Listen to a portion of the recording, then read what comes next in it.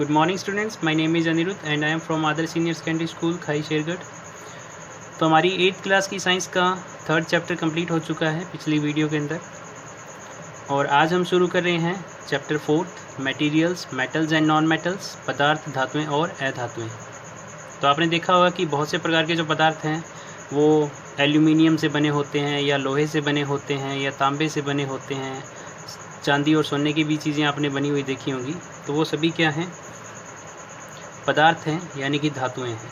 ठीक है, तो अब जो मेटल्स और नॉन मेटल्स हैं उनके बीच में डिफरेंस क्या है, हम कैसे पहचान कर पाते हैं कि कोई जो मटेरियल है, कोई जो पदार्थ है वो मेटल है या नॉन मेटल है, यानी कि वो धातु है या अधातु है, तो इसकी पहचान कैसे कर सकते हैं।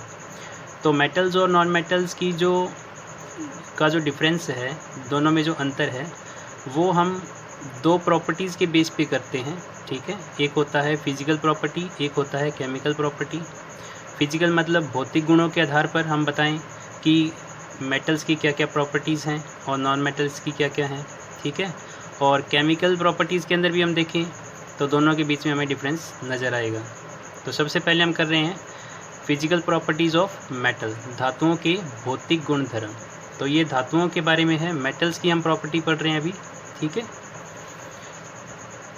तो सबसे पहली देखिए, all metals are softly hard except mercury. तो जितने भी धातुएं होती हैं वो क्या हैं? सॉफ्टली हार्ड हैं, यानी कि मुलायम कठोर होती हैं। ठीक है, सॉफ्टली हार्ड हैं एक्सेप्ट मर्क्यूरी, मर्क्यूरी को छोड़कर। यानी कि वैसे तो सारी धातुएं क्या है? सॉफ्टली हार्ड है, मुलायम कठोर हैं, लेकिन मर्क्यूरी जो होती है वो द्रव अवस्था के अंदर पाई जाती है, यानी कि लिक्विड स्टेट में ये पाई जाती है। ठीक है, ये की धातु है जो लिक्विड स्टेट में पाई जाती है। दूसरा पॉइंट देखिए, मैलिएबल, हिंदी में आघातवर्ध्यता। मतलब क्या है? The property of metal by which they can be beaten into thin sheets. यानी कि मैलिएबल का मतलब ये होता है कि जब भी किसी धातु को, यानी कि मेटल को बीट किया जाता है, यानी कि पीटा जाता है हथौड़े से, ठीक है, तो वो थिन शीट्स में बदल जाता है, यानी कि वो पतली चादरों के अंदर, बिल्कुल कागज़ जैसी उसकी पतली चादर बनाई जा सकती है। तो this property is known as malleability. ठीक है, तो यही जो गुण है कि धातुओं को हथौड़े से पीटकर उनकी पतली चादरें बनाना, इसी गुण को हम क्या बोलते हैं? आघातवर्ध्यता। तो ये भी धातुओं का एक भौतिक गुणधर्म है। ठीक है, थर्ड देखिए, डक्टाइलिटी, हिंदी में इसको हम तन्यता कहते हैं। डक्टाइलिटी क्या होता है? The property of metal by which it can be drawn into wires. यानी कि जो मेटल्स होते हैं उनको तारों के रूप में बदला जा सकता है। कहने का मतलब कि जो धातुएं होती हैं उनसे लंबी पतली तारें बनाई जा सकती है। ठीक है, तो पतली तारें बनाने का जो गुण है यही कहलाता है डक्टाइलिटी, यानी कि तन्यता। नेक्स्ट देखिए, सोनोरस, हिंदी में ध्वनिक जिसको कहा जाता है। क्या होता है sonorous? The thing made up of metal produces sound when struck hard. यानी कि जो धातुएं होती है जब उनसे कोई वस्तु टकराती है तो वो क्या प्रोड्यूस करती हैं? साउंड प्रोड्यूस करती हैं। ठीक है, यानी कि धातुएं जो होती हैं जब उनसे कोई वस्तु टकराती है तो वो ध्वनि पैदा करती हैं, और यही जो इनका गुण है ये क्या कहलाता है? ध्वनिक। ठीक है, यानी कि जो धातुएं होती है वो ध्वनिक होती हैं, सोनोरस होते हैं मेटल्स। नेक्स्ट, लस्टरस, यानी कि चमकीले। All metals has shiny appearance. जितनी भी धातुएं हैं उनकी अपनी एक चमक होती है, यानी कि जो धातुएं होती हैं वो चमकीली होती हैं, और यही प्रॉपर्टी क्या कहलाती है? Lustrous. Good conductor, all metals are good conductor of heat and electricity. Good conductor का मतलब सुचालक। ठीक है, तो जितनी भी मेटल्स होते हैं वो क्या होते हैं? Good conductor of heat and electricity होते हैं, यानी कि जो धातुएं होती हैं उनमें से विद्युत और ऊष्मा आसानी से गुजर सकती है। तो हम कह सकते हैं कि जो धातुएं हैं वो विद्युत और ऊष्मा की अच्छी सुचालक होती हैं। सबसे जो गुड कंडक्टर ऑफ इलेक्ट्रिसिटी है, ठीक है, वो है सिल्वर, चांदी जिसको हम कहते हैं। ठीक है, तो चांदी जो होती है वो विद्युत की सबसे अच्छी सुचालक होती है। अब एग्जांपल देख लीजिए कुछ मेटल्स की, जैसे कि आयरन यानी कि लोहा, कॉपर यानी कि तांबा, सिल्वर यानी कि चांदी, गोल्ड यानी कि सोना, कैल्शियम मींस कैल्शियम। ठीक है, तो ये कुछ एग्जांपल्स हैं। तो आई थिंक कि आपको मेटल्स की फिजिकल प्रॉपर्टीज समझ में आ गई होंगी। ठीक है, फिर से एक बार रिपीट कर रहा हूँ।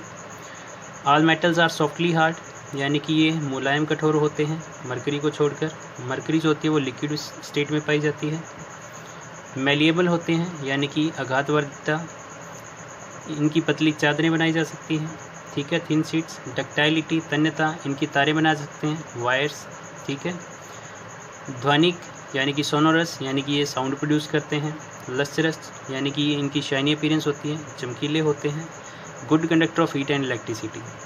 Physical properties of non metals, यानी कि जो अधातुएं होती हैं उनके अब भौतिक गुणधर्म हम कर रहे हैं कि अधातुओं के भौतिक गुणधर्म कौन कौन से होते हैं। धातुओं के हम कर चुके हैं, ठीक है।